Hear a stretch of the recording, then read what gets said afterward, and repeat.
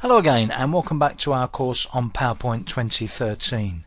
In the previous section we looked at how to add shapes to slides in a presentation, and in this section we're going to look at ways of combining shapes together to make more complex shapes. Now, generally speaking, I can tell that a shape is selected by the selection rectangle around it. In this particular case I've got two circles selected on a slide. To cancel the selection of those two I can press the escape key. Neither is now selected. If I click on the blue one I can drag it around independently of the red one. Note that it goes in front of the red one. Now let me select the red one instead, move that around. Note that it goes behind the blue one. I could do exactly the same thing using my fingers and touch. So there I'm moving the red one round. Tap on the blue one to select it. Now I'm moving the blue one round. Now let me leave the blue one overlapping the red one. The blue is still selected, but it's overlapping the red. On the Format tab, under Drawing Tools, there is an Arrange group, and in the Arrange group we can arrange the order in which the objects are visible on the slide. Now the blue is currently selected. If I were to click Send Backwards, watch what happens. The blue is now behind the red. Click on Bring Forward. The blue is now back in front of the red again. Now I can do this with any number of shapes, and I can arrange the sequence in which they appear on the slide using Bring Forward, which has got a drop down of Bring Forward and Bring to Front. So if I've got more than two shapes and I want to bring a particular one to the front, I select it and just click on Bring to Front. And then similarly with Send Backwards, there is Send to Back. So that's the way in which I can make basic arrangements of separate shapes on a slide. Now sometimes I may want to be able to take two or more shapes and combine them from the point of view that I want to be able to move them around together. I may want to keep them looking as separate shapes, but I want to be able to move them on the slide as though they were sort of glued together. Think of it, if you like, as gluing a couple of paper shapes together and being able to put them somewhere on a picture, on a collage or something, but treating them as a combined object where I can still see the individual ones but they move together. Now in order to do that I select them both. At the moment the blue one is selected, so let me hold the Control key down and select the red one as well. Then in the Arrange group on the right, the middle button there is a Group Objects button. If I click on that with more than one object selected, click on Group, those two objects are now a group. Note the difference in the selection rectangle. Instead of two separate selection rectangles, I have a single selection rectangle which has got both shapes inside it. Now watch what happens if I click on the big blue circle and move it around.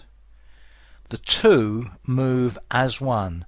They move as a single object. I can even resize them as a single object. So the blue and the red are grouped. If I use the bottom right sizing handle, watch what happens. I can make them smaller together. They still maintain their separate identities, so they have different fonts in their text, different borders, different fill colors, but they move around and can be resized and have various other things done to them as one. Now let's look at some of the other things we can do with this group. First of all, let me just make the group a little bit smaller again and pull it back into the middle of the slide. In the Arrange group, the bottom right button there gives us some options for rotating and flipping. So rotate right does that, rotate left does that, flip vertical, flip horizontal. These are very useful if you've got almost the shape that you want but you just need a flip or a rotate. If I click on More Rotation Options, it brings up a Format Shape pane again, and within the Format Shape pane you have a number of options you can use that you can apply to the grouped objects. Most of the things that you can do to a single shape you can apply to a group as well. And another very useful facility is the Selection pane. Now if I click on the Selection pane, note you can get two panes at the same time. On the selection pane, this shows me a group and the constituent shapes within the group. When you add a shape to a slide in PowerPoint 2013, the shape's given a name, so these are Oval 6 and Oval 7. And when you look at the group, you can see what shapes make up that group, Oval 6 and Oval 7.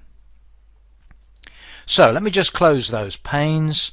And just one other thing to make a note of here: when you've got objects grouped together like this, back to the Arrange group, back to the second button, the middle button there, Group Objects, there is an Ungroup option now. Once you've got a group selected, you can click on Ungroup, and we once again have two separate objects. So I can select one and I can move them around independently again. Now, just one other thing to show you specifically about these two separate objects, something I said I'd come back to. If I select the big blue circle, one of the options on the Home tab, which I mentioned very early on in the course, in the Clipboard group, bottom right hand button there, Format Painter. Let me just click on that.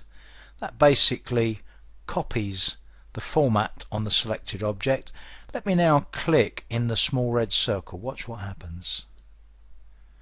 And there I now have the small red circle has now got the same format as the big blue circle. So that's how the Format Painter works. Now the small red circle is back to being a small red circle again. What I'd like to do now is to show you what is effectively a new feature of PowerPoint 2013, and that is what's called Merge. Now we've seen how to group two shapes together and treat them as one from the point of view of moving them around, rotating them and so on. What Merge does is really quite different. Now first of all, let me select that shape, go to the Format tab. The button I want is in the bottom right hand corner of the Insert Shapes group. In order to merge shapes, I need two selected. So what I'm going to do is to take the blue shape here, drag it over the red one, so that's the first one selected. Hold Control key down to select the second one, and then I'm going to click on Merge. Now there are 5 options, and what each of these options does are quite different. Let's start with Union. You need to watch carefully what happens if I preview Union. What happens with Union is that the first selected shapes format is used to combine the two shapes, and also the text that's in the first shape is used as well. Let me go back to the start again. Let's select small red circle first, then let's select blue, back there again, try the Union. Now we get small red circles text and small red circles format. Now that shows what happens in the case of Union. Each of these other options produces a different effect. So for instance, if I look at Subtract, the last one, what that does is to take the first selected shape and subtract from it the other selected shape or shapes. You can do this with more than 2 shapes if you want to at the same time. So let's go down to Subtract. Now you can see small red circle has had a byte taken out of it, which corresponds to the part of blue that was overlapping. Just above Subtract is Intersect, which will just select the intersection between the 2 shapes. So Intersect is just that bit in the middle. Now when I've decided which of those I want, if any, I can click to select that particular option. Now if I don't want to, I can just click away. Now watch what happens if the shapes are not actually overlapping. So let me put blue over there, select the second shape, click on the Format tab, go back here and do Union, and of course with Union the shapes are still combined, but I lose a chunk of text in the middle because the text in the middle is over the white background and it's white text. The Intersect of course is completely empty because they don't overlap, and the Subtract means that I can only see the blue because the red doesn't subtract anything from it. Now clearly when it comes to combining shapes, merging shapes in that way, you can build up some pretty sophisticated shapes and effects using that merge feature in PowerPoint 2013. So we've covered now pretty much all the basics you need to know on shapes in PowerPoint. The next thing we need to look at is a very sophisticated aspect of dealing with shapes, and that's the use of SmartArt, which we're going to cover in the next section. So please join me for that.